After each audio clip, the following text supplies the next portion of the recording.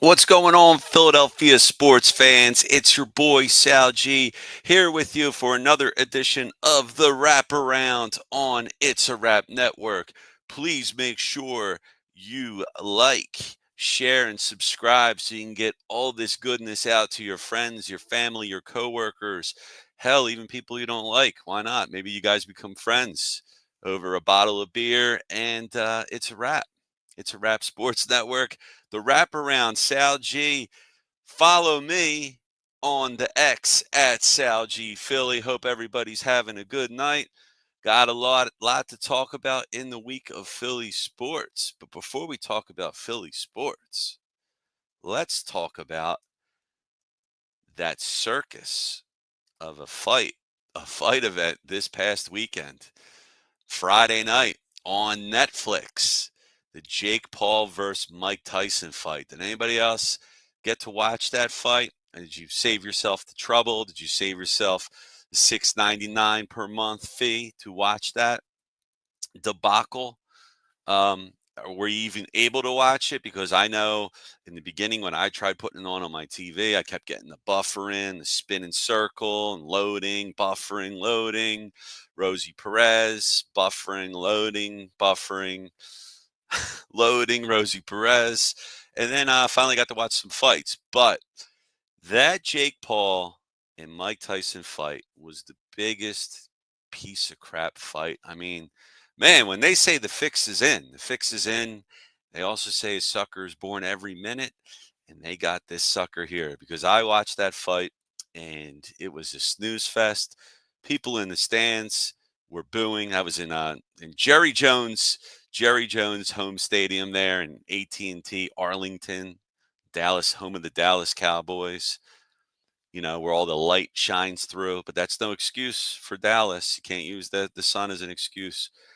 They are a bad team. But anyway, that fight was so bad.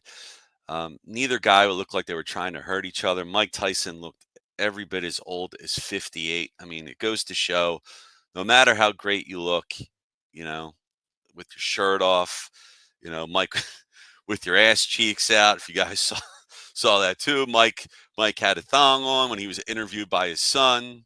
So you should have known right there it was a circus when the camera pans as Tyson walks away, and you just see his bare ass cheeks hanging out. So that was in his locker room there. But neither guy looked like they were trying to hurt each other. Mike Tyson, as great as he looked at the weigh-in, he's looked as every bit as old as 58. And that's unfortunate because I'm getting up there too. I am not young by any means. Um, Father Time is undefeated. I felt bad for Mike Tyson. I really did. And then I realized he made $20 million. So, yeah, I don't feel bad for you, Mike. You got the bag, you got the money. Fade into Bolivian. That's what you said one time after fighting Lennox Lewis, that you were going to fade into Bolivian. That's correct. Bolivian, not oblivion. So, Mike, please fade away. You got your money. I hope all is well. I think you can be all right, man. 20 million should set you and your family up pretty well, I think. And then you got that clown Jake Paul, and I'm not a Jake Paul guy, and I'm not trying to be an old man hater. I just don't think he's cool. I don't get his gimmick. Um, People my son's age, my son's a young kid. He thinks guys like Jake Paul are cool, and maybe that's his audience. I don't like the guy at all. I really wanted to watch it to see Tyson's knock his block off. Should have known better. You know, my brain knew that wasn't going to happen. My heart wanted to say otherwise. I knew it was going to happen. Jake Paul walked away with about $40 million. So shout out to him. You hate him or love him. Smart businessman making $40 million for a fight where he barely broke a sweat. Um, you know, he he's an amateur boxer at best. I understand he has some power. The only professional guy he fought was Tommy Fury, and Tommy Fury beat him. And you can tell that Jake Paul, I mean, if Jake Paul loses a fight, gets knocked out, this whole thing he's built up is going to just, evaporate. It's going to disintegrate. It's going to fall apart. So he's going to fight. The guys he's going to fight are guys he thinks he's pretty sure he's going to beat. And I heard right after the Tyson fight, he called out Conor McGregor, who was 37 years old, who is now retired. Jake Paul is 27. Jake Paul also weighs about 60, 70 pounds more than Conor McGregor. They wanted to have a boxing match between Conor and Jake Paul. Conor said, yes, I would have a fight if you're willing to drop down to 170. Well, Jake Paul is a pretty big guy. I'm sure he's on the juice, but even if he got off of it, 170 probably is a little bit above his fighting range. So he said he wouldn't do that. Of course, McGregor's saying no, he will not fight Jake Paul because Jake Paul challenged him to an MMA contest, basically saying, I'll fight you at 240, you fight me at 170. McGregor turned him away, sent him a meme, which is funny if you guys seen it, of Senator Mitch McConnell. He said, mate, I decline your invite, but here's your next opponent, 82-year-old Mitch McConnell. Have at it. Uh, I assume eventually Conor and Jake will fight because Conor will make probably 20 million himself, and Jake Paul is going to try and make as 20, 30, 40 million again if he can, but maybe there won't be as many suckers. At the very least, at least he didn't pay $100 because pay-per-view fights. God, I remember going back. Do you remember when Mike Tyson was making his first comeback? And I believe it was in 1997 or 98, and it was against Peter McNeely, the Great White Hope. Peter McNeely, right? And it was Tyson's match against him. And Tyson fought McNeely and knocked him out in 48 seconds in the first round of the fight. And that was on pay-per-view. And, at the time, that might have been like a $50, $60, $70 fight. Well, people were outraged. They were like, how are we going to pay $70 for a fight? And it doesn't even last a minute. And then what happened was, whether it was Don King's promotion company or whoever, they ended up putting on a couple more of Tyson fights on like Fox for free. I remember like a Bruce Seldon versus Mike Tyson fight, which that fight like went 3 rounds before Tyson knocked him out. And I believe there was one other fight that Tyson had that was on free TV before they went back to pay-per-view. But those pay-per-view fights, they're crazy. It's ridiculous.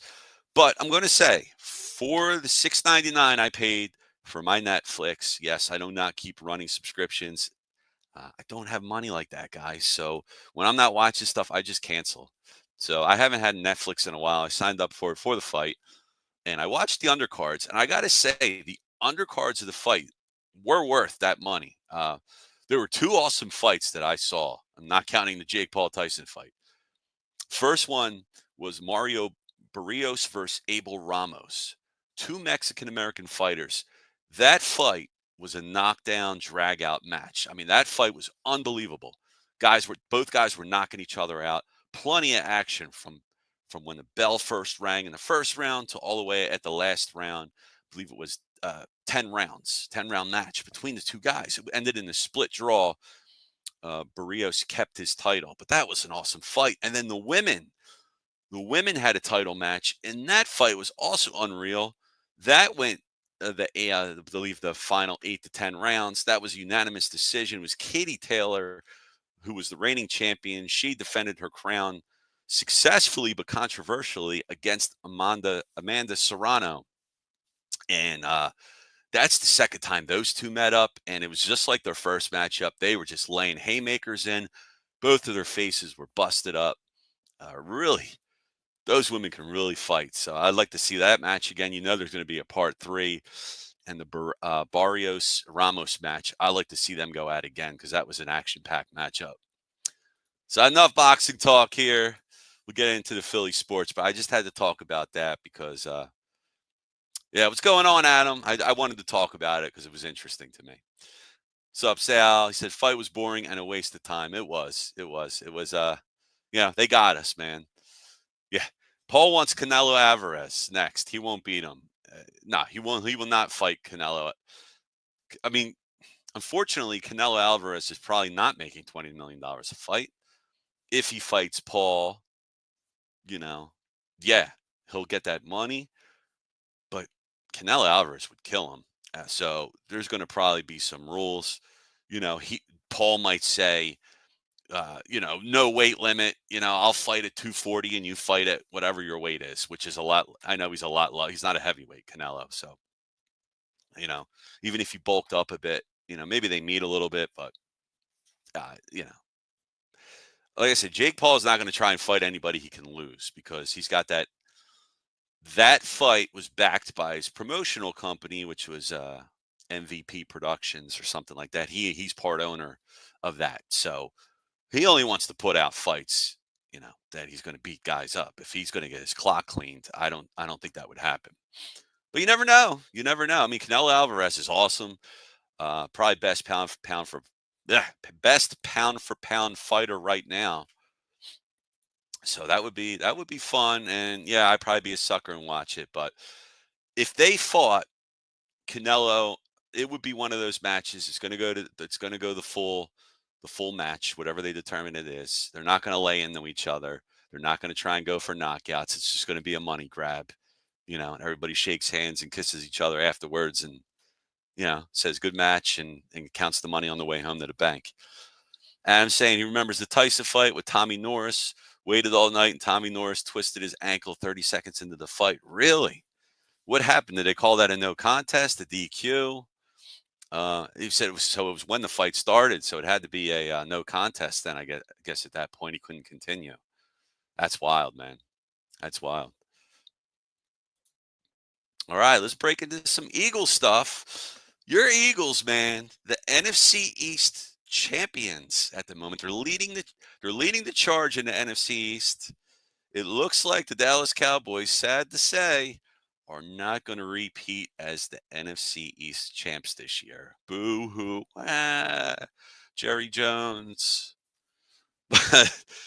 So and that means this is now the 20th year in the NFC East that there has not been a repeat winner. Last time it was the Philadelphia Eagles back in their Donovan McNabb days. I believe they had three years in a row where they won the NFC East in the early 2000s there.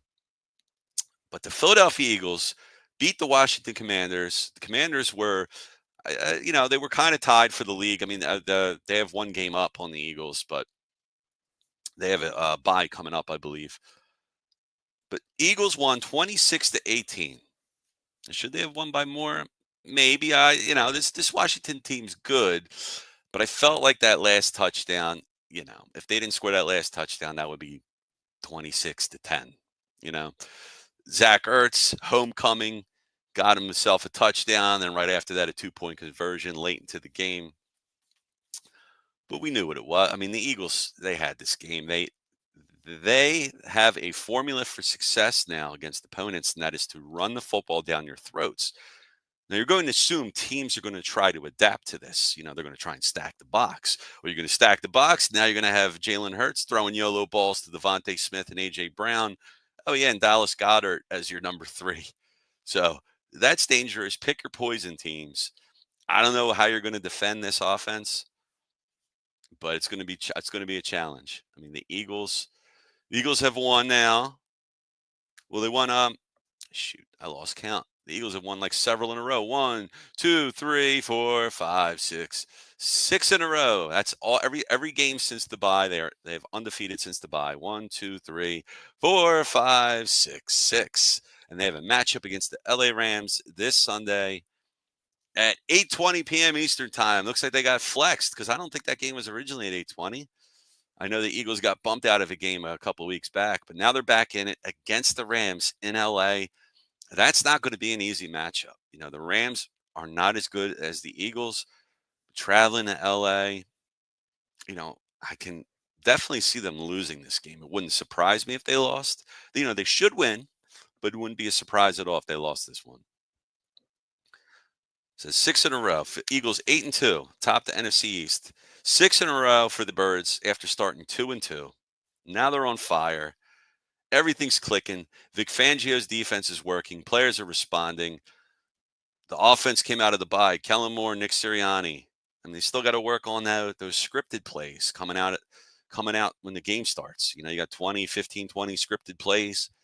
The Eagles still have trouble scoring. I mean, it's crazy. Even with this game versus Washington, the Eagles didn't have their first touchdown to the fourth quarter. And then they end up scoring 3 touchdowns in that quarter. So go figure. I don't know. But against teams like Detroit, like San Fran, like Baltimore, who you face in 2 weeks, like the Chiefs, excuse me, like the Bills.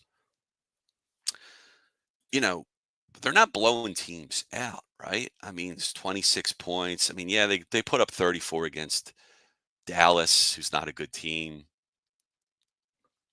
I'm a little nervous. I'm a little nervous against the really, really good teams. I don't know that I don't think Detroit is the best team in the NFC anymore. I think it's the Eagles. I really do. I think we're the best team in the NFC. Now your stronger challengers, I believe, are on the AFC side. You're Baltimore, KC, Buffalo. I think they're the three teams that you really got to worry about. You know, you make it to the Super Bowl, you're probably going to face one of those teams, and it's going to take everything you have to beat them. Everything you got, the kitchen sink to beat those guys. But let's get into some Eagle stuff here. You know, and eventually at the end of the show, near the end of the show, we're going to be talking about the Phillies, and we know the Phillies are looking for their closer, but the Eagles have found their closer in Saquon Barkley. Saquon Barkley this year, 197 carries. He already has forced 34 missed tackles, surpassing 31 he had on 247 carries last year with the Giants. Yards after contact per rush, north of 3 for the first time since 2019. DeAndre Swift was 2.44 last year for some context. 52nd among 59 qualifiers. So, Eagles fans, Eagles team, you want an upgraded running back, you got it. And Barkley is as explosive as ever. 40.9% of his runs have gone for 15 plus yards. He's impossible to bring down. That average has been the highest since 40%. Excuse me. It marks the first time that average has been higher than 40% since 2020. Swift was 26.9%. All right, so while Swift was decent, he isn't Barkley. And I think we could say Hurts isn't the MVP of this team, of the offense. It's Saquon Barkley, for sure. 14 games last season with the Giants. Barkley had 962 rushing yards. Yeah, the offensive line for the Giants stinks. Through 10 games this year, he has league best 1,137 yards on league high 197 carries. And that might have changed before Derrick Henry's game. Because this might be an old one. But Barkley's career high in rushing was 2022 with 1,312 yards. Right now, he's on pace. He's on pace for 2,107.9 yards if he maintains this clip he's on, which is 113.7 yards per game. That's pretty sick, guys. That's pretty sick. And salary-wise, you got a bargain in this guy right now. He's making $13.5 million in 2024 through a signing bonus, base salary, workout bonus. He can also earn $3 million more in individual and team incentives. So he's worth every penny. I hope he hits all them incentives. You know, if the Eagles make the championship game, if the Eagles make the Super Bowl, he gets those incentives on top of the rest of the team getting them, and he'll also get those same incentives next year locked into his contract. So I hope that's what happens. I feel he deserves it. Kicking butt, man. Kicking butt. And Jalen Hurts. I was on my show last week, and someone said, you know, what's going to happen when Hurts in 4 years from now? You know, if Hurts loses his legs, you know, could you see? The guy basically said, Hurts is overrated. In 4 years, he'll be out of the league. And I didn't immediately dismiss that. I wasn't like, oh, you're crazy, man. You know, I don't think Hurts is going to be out of the league. But if he doesn't improve his passing and he loses the legs, will he just be another Dante Culpepper, another Cam Newton? Because once you lose that speed, if you're not making accurate throws on a timely manner, if you're not going through your progressions, if you hold on to the ball too long, how can you be a Pro Bowl quarterback? I'm not saying he's got to be a statue back there. Obviously today's NFL requires mobility from pretty much every quarterback back there. It's hard to be Tom Brady and just be a statue and stand back there. Guys are too fast, they're too big, they're gonna get to you and they're gonna murder you. So you need mobility. You still need to be able to move around the pocket, dance around pressure. But if Hurts loses those legs and he doesn't improve as a passer, Could he be? I mean, it's not out of the question. 4 years from now, he's out of the league. I'm not going to say he is. Maybe but he could lose a starting quarterback role. That's possible, right? 4 years if he doesn't improve, because his numbers right now, they look good rushing. I mean, of the rushing that he does, the tush push, those rushing touchdowns. Yes, he's a dynamic player there, but there are statistics that his big time throw rate, it's listed as 5.7%. And that's the highest of his professional career. So that's saying he's playing his worst ball throwing wise. 4.6% turnover worthy play rate is also his worst and fifth highest in football, nestled between Joe Flacco and Dak Prescott. That's not good company right now. So, you know, do we are is Hurts going to be, if we don't win the Super Bowl this year? Is it Hurts' fault? Is it Sirianni's fault? Is it Howie Roseman's fault? Is it Kellen Moore's fault? One guy whose fault I don't think it's going to be is Saquon Barkley's fault, because this guy's giving you everything you can possibly ask for and more. He's worth every dollar you've given him. I run it, run it, run it, run it, run it, and run him into the ground. I'm sorry to say that, but he's got guaranteed money coming his way. He got that long-term deal. Probably knows this is the last contract of his career, big time contract. So I would just keep feeding Saquon. And then when people load the box, now you got AJ Brown out there, Devontae Smith, and you even got Dallas Goddard as your safety net. So you have a lot of exploiting you could do as an offense. A lot. What you all think about that? Think the Eagles can do it? And let's talk about. I'd be remiss in missing the defense right now. Yeah, well, what happened? I hit that was like the clapper. My camera went off when I start clapping. I can't even clap here. But it looks like, still early. It looks like you hit on Kenyon Mitchell, cornerback. Looks like you hit on Cooper DeJean, cornerback. We needed that. Jalix Hunt, who's rotating as an edge rusher there. He looks to be a good player. It's 3 picks in the draft. It's pretty darn good. You hit on 3 picks. Pretty darn good. And and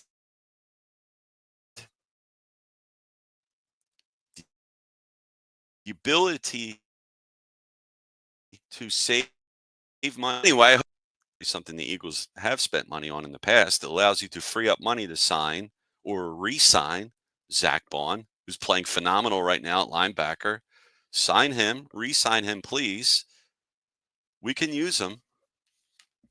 This defense looks great. And Vic Fangio, maybe it took some weeks for it to all come together, but it's looking pretty darn good right now. Kenyon Mitchell looks to be a Darrell Revis, Patrick Surtain type of cornerback on an island, boundary defender. He surrendered a catch on 48.9% of targets with no touchdown and 7 pass breakups. No touchdowns by Kenyon Mitchell.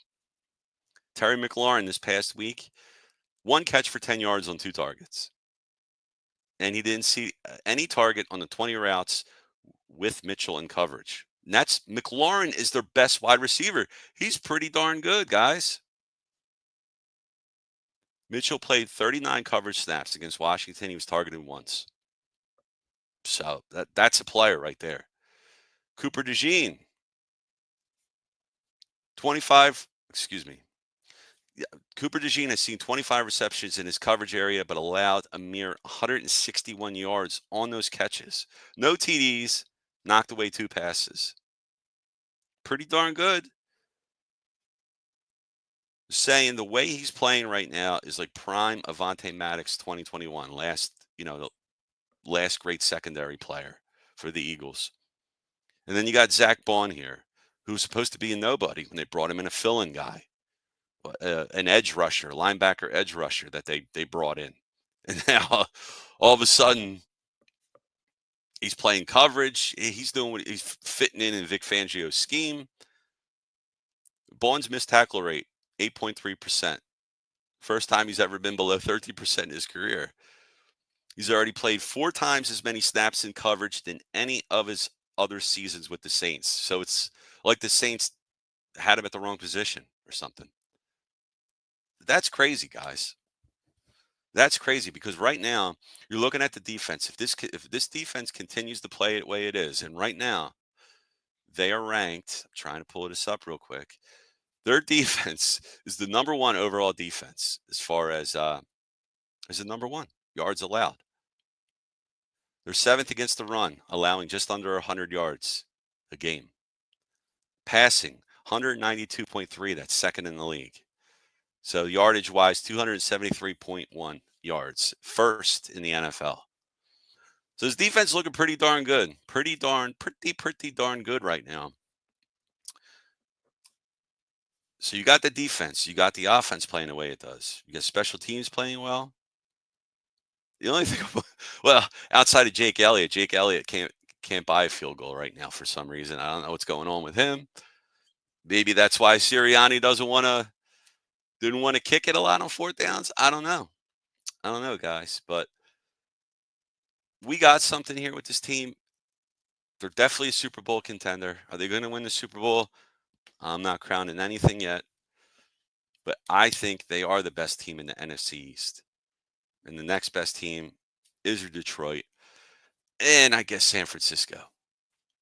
I guess that they're the two you're most worried about in the NFC. What you guys think about that? What these birds going to do this year?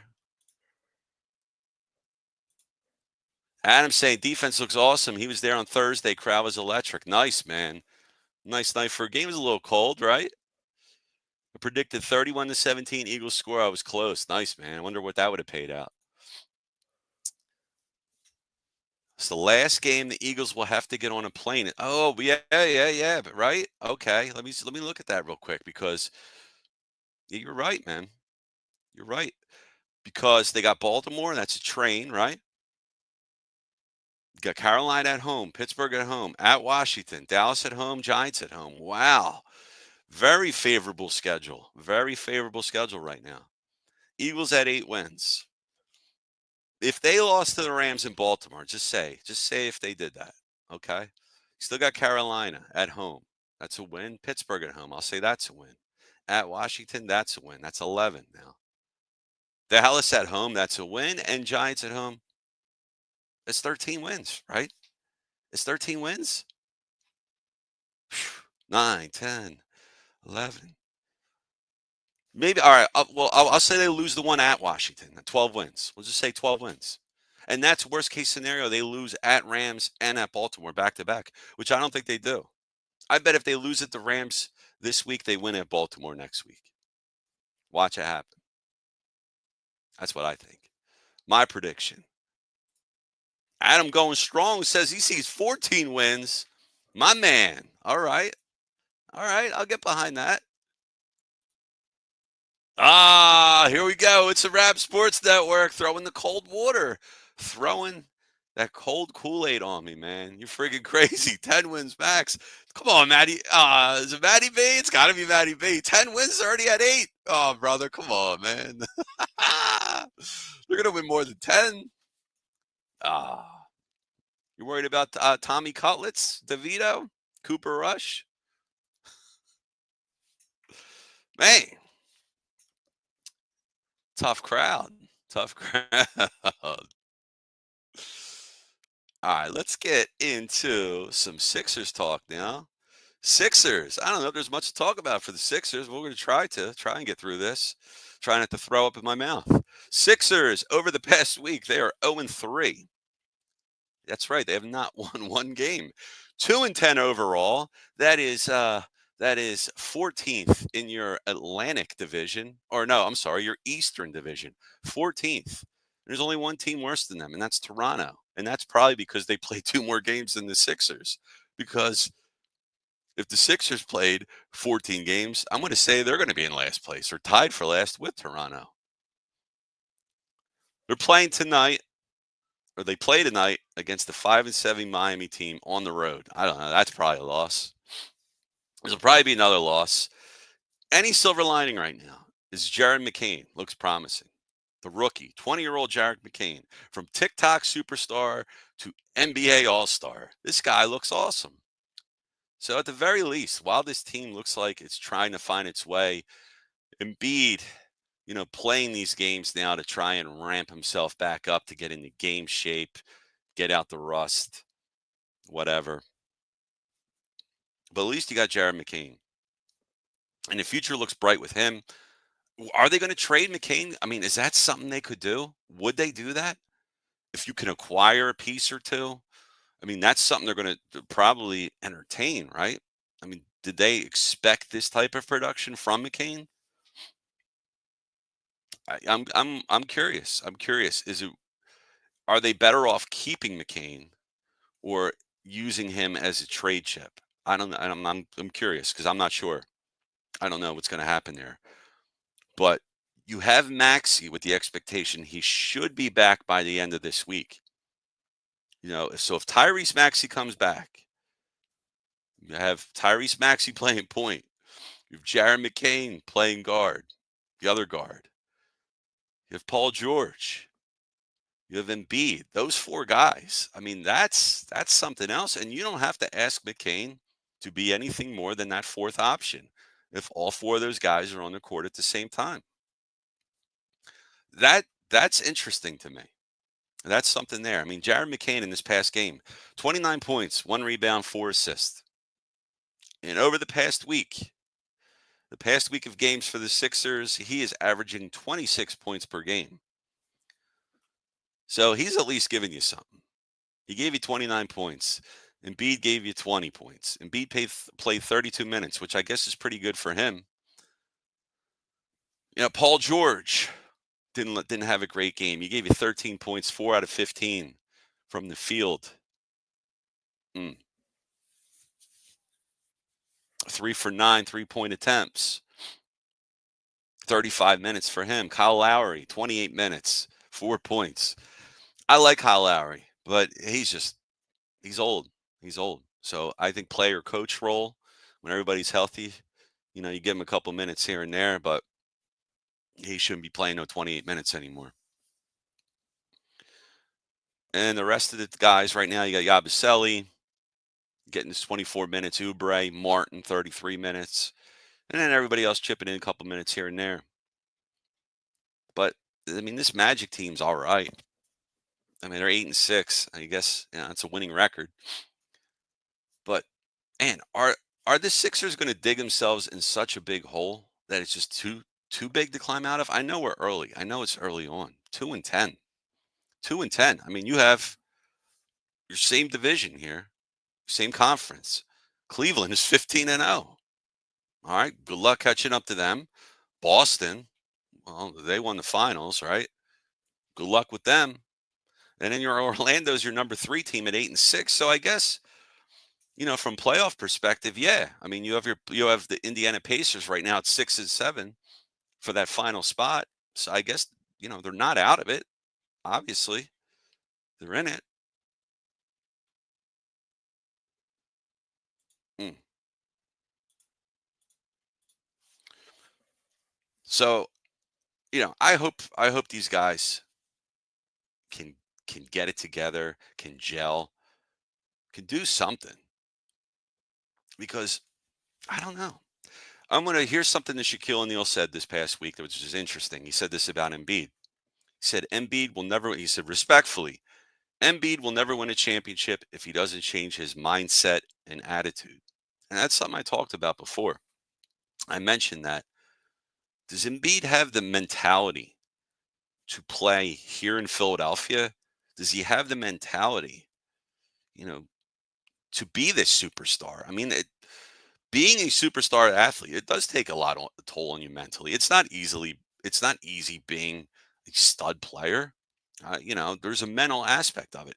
You can have all the physical gifts in the world, but if this isn't working, big leagues chew you up. Now, Embiid, when he plays and he's healthy, we know he's one of the best players in the league. I mean, he's MVP, right? MVP level production. But with his knees going the way they are, and as each passing year goes by, You know, Shaq knows what he's talking about. I mean, Shaq's a Hall of Fame center, so he can relate to Embiid. He says he'll never win a championship if he doesn't change his mindset and his attitude. He said coming out saying you're not going to play back to backs is not a good look. You know, let the coach say that. Let the GM say that. Let the team doctor say that. Maybe you shouldn't come out and say I'm not going to play back to back games because I don't know. People might have a wrong impression of you. It's not a good look. I don't think it is. You know, are the Sixers in trouble at 2-10? It's still early, but maybe I'm wrong. It's 12 games in. It's an 82 game season. Are they in trouble?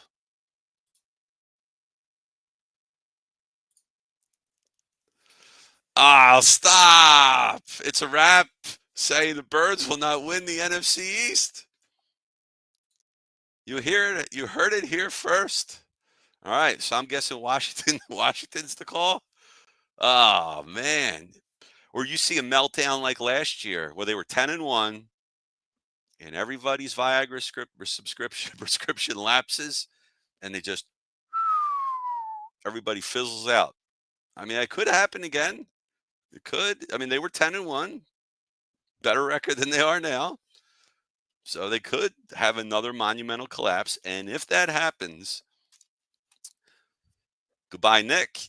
Goodbye, Roseman. Goodbye, Kellen Moore. Goodbye, everybody. Goodbye. See you later. It can't happen. I don't think it's going to happen. I don't think they're going to lose the NFC East. Lightning can strike twice. Certainly can. Well, the Sixers, they have a game. They're playing, I mentioned, they're playing, and what am I saying, man? They're at Miami. They're at Miami, still on the road trip. It was the second game in their 3-game road trip. After the Miami game Wednesday, they're playing in Memphis, and then they come back home to play Brooklyn, and then the Clippers, and then Houston.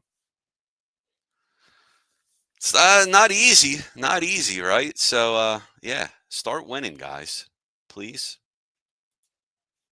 All right, see what else we got going on here. Flyers. How about this, guys?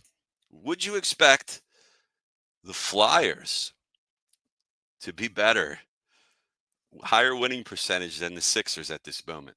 If I were to tell you that last year, at the end of last year, at the end of both of their seasons, hey man, the Flyers are after 1 month of play are going to be better, have a higher winning percentage than the 76ers, you probably say, you're crazy. What did you put in that green Kool-Aid? Or what did you put in that orange and black Kool-Aid? What are you drinking, buddy? The Flyers, 8-2. And they got a game tonight as well. Flyers playing Colorado Avalanche at home. They're at home tonight. They have this is their second game in their 5-game homestand.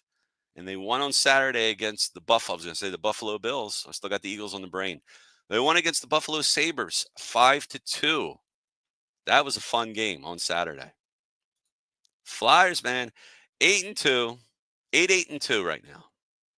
5th in the Metro Conference Division, right? 5th. So, not saying they're going to make the playoffs, not expecting that, but man, right now, I mean, you got Cam York that's hurt, right? We got Sam Urson that's hurt. Jamie Drowsdale's hurt right now. I just saw Emil Andre, and then you got Ryan Ellis. But Urson at goalie, right? I thought when I saw Fedotov playing on Saturday, I was like, what the heck's going on? Because that was 2 games in a row. It wasn't back-to-back games. It was 2 games in a row, and I figured they were going to flip back to Urson because Urson's your starter. But then I heard Urson, he's got that lower body injury. I don't know if it's the same one that kept him out a week before, but he's got it again. He's currently out. And then Fedotov stepping in his place. Fedotov right now is 3 straight wins. All of a sudden, he looks like a totally different guy out there. Who the hell is Ivan Fedotov? Straight through. 3 straight wins for him. All of a sudden, different goalie.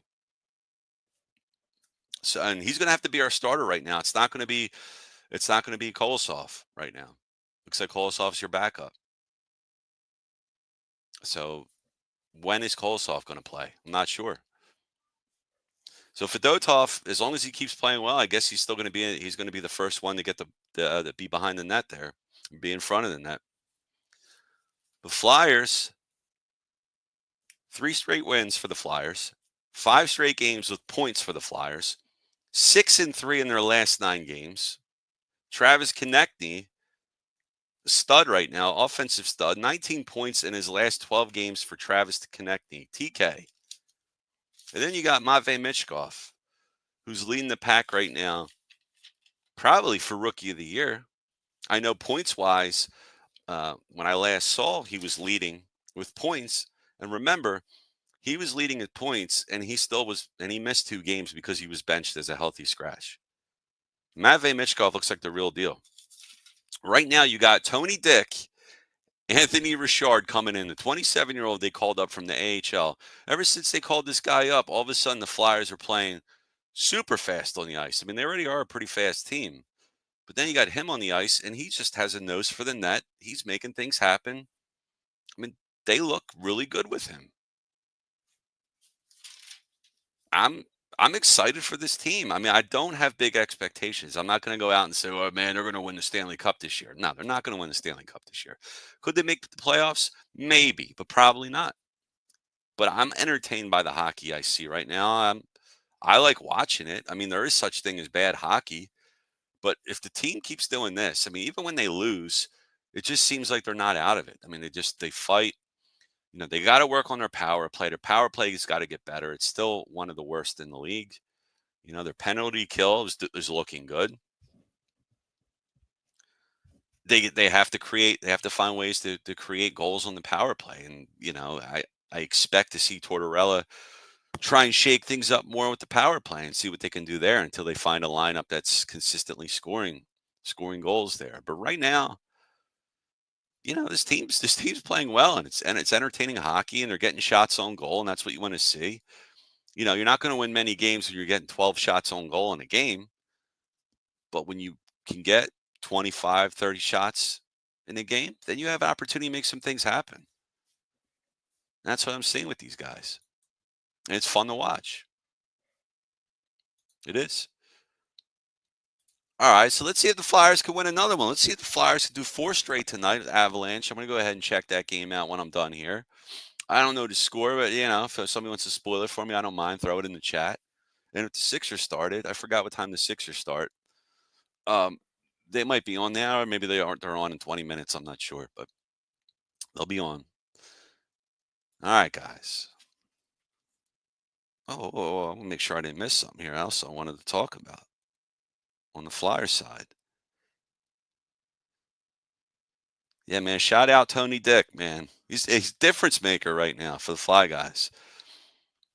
All right, Phillies talk. Before we wrap it up, Phillies guys.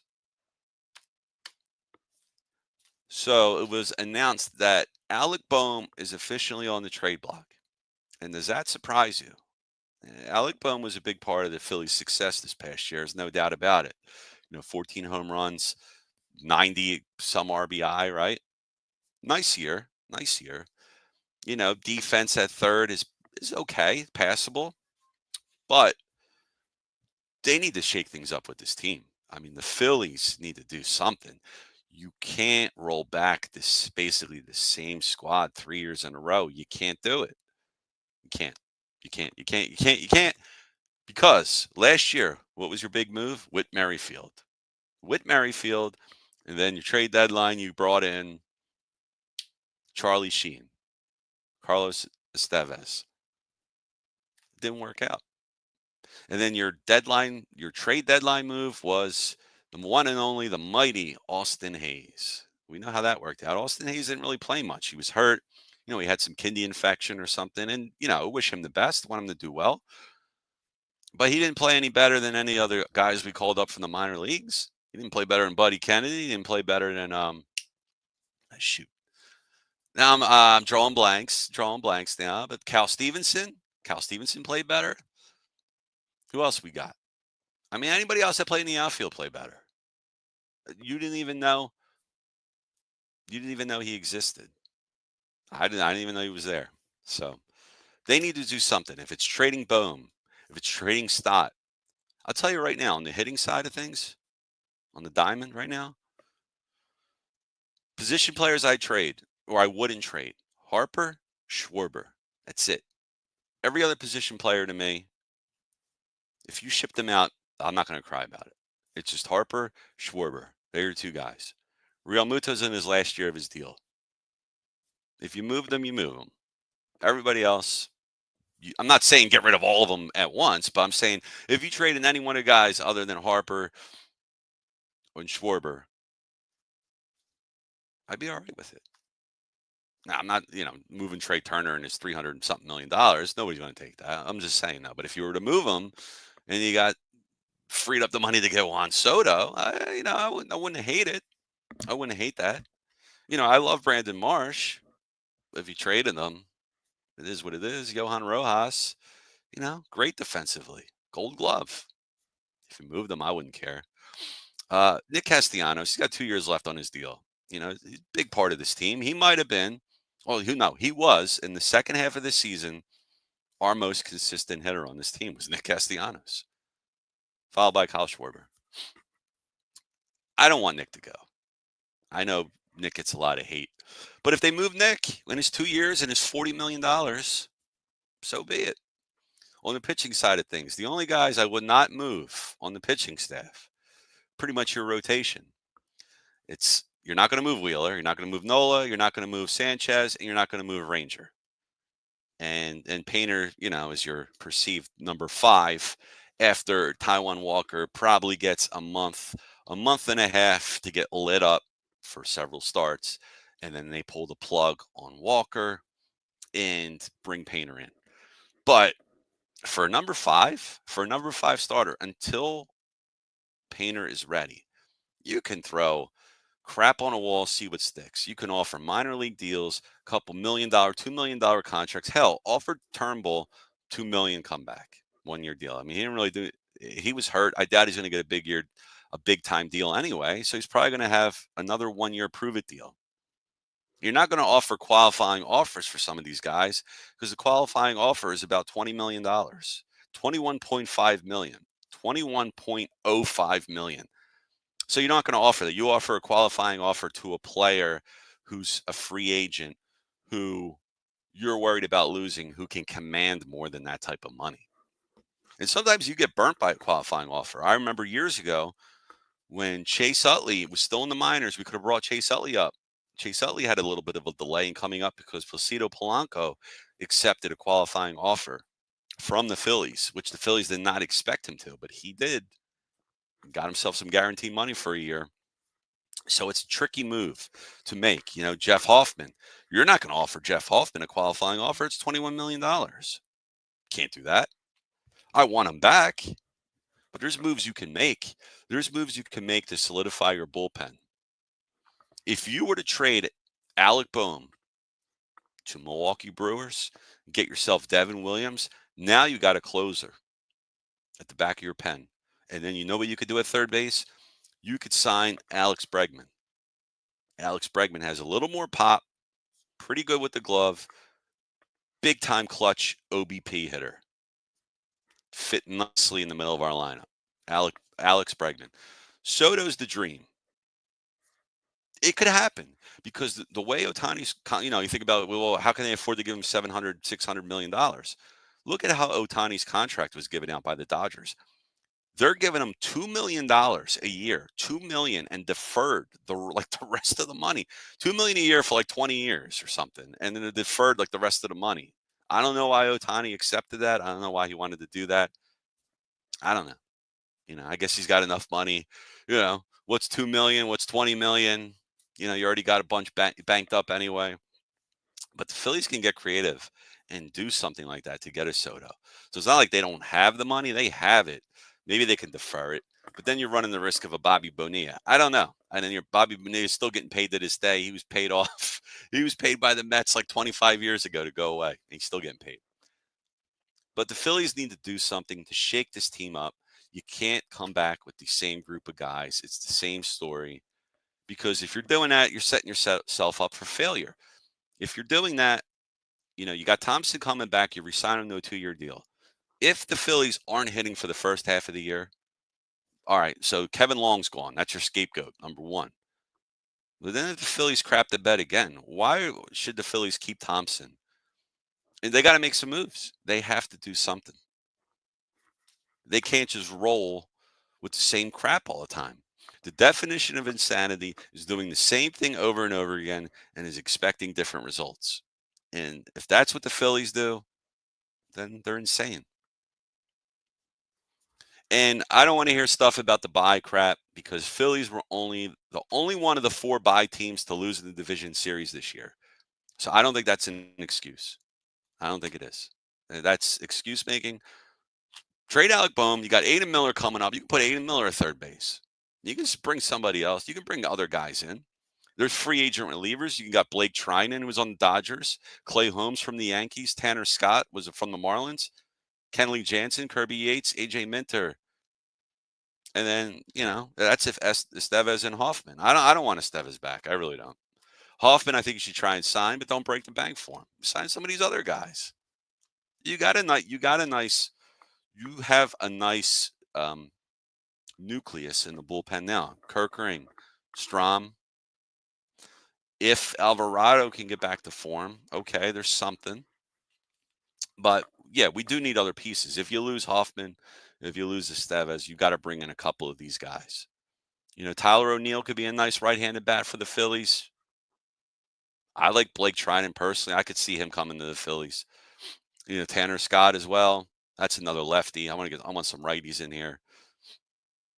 So I guess we'll see what happens there. We'll see. All right, everybody. I think I'm about to wrap this up. Oh, before I do that, Penn State, shout out to my alma mater, Penn State, to go 9-1, crushing Purdue 49-10. Attaway, boys. You did it. We are. Let's go, baby. Let's see here. Yeah, man. Oh, and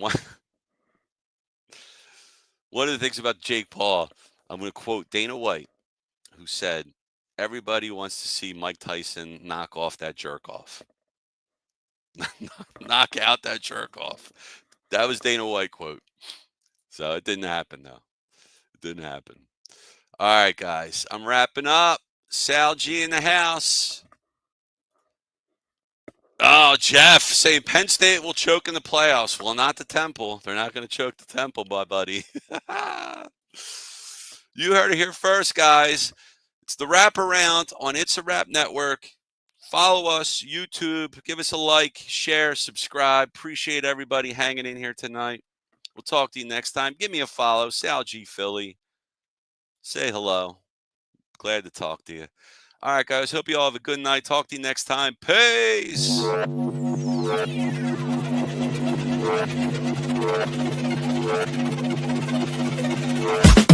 been coming up hot for a minute. Everybody know the drop when I'm in it. I just drop the top when I'm in it. Everybody know the drop when I'm in it. Yeah, I go so yo. Everybody know you know when the click through. Try to send this box to be a so big run.